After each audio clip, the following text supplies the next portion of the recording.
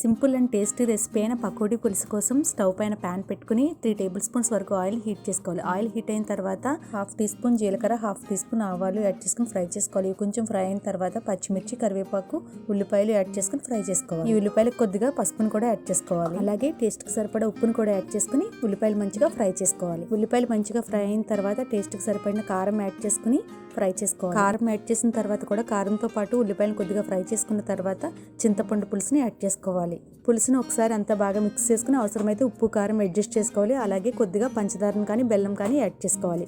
ఒకవేళ తీపిని ఇష్టపడకపోతే పంచదారని స్కిప్ చేసుకోవచ్చు. మూత పెట్టుకుని పులుసుని మీడియం ఫ్లేమ్ లో మరిగించుకోవాలి. మధ్య మధ్యలో చూసుకుంటూ పులుసుని మంచిగా మరిగించుకోవాలి. పులుసుని మరీ చిక్కగా మరిగించేసుకోకూడదు. పులుసు కరెక్ట్ గా కావాల్సిన కన్సిస్టెన్సీలోకి మరిగిన తర్వాత ఈ పులుసుకి పకోడీని యాడ్ చేసుకోవాలి. అలాగే కొద్దిగా కొత్తిమీరని కూడా యాడ్ చేసుకుని స్టవ్ ఆఫ్ చేసేసుకుని మూత పెట్టుకుని 10 మినిట్స్ అలా వదిలేసి తర్వాత సర్వ్ చేసుకోవడమే. Thank you for watching my video.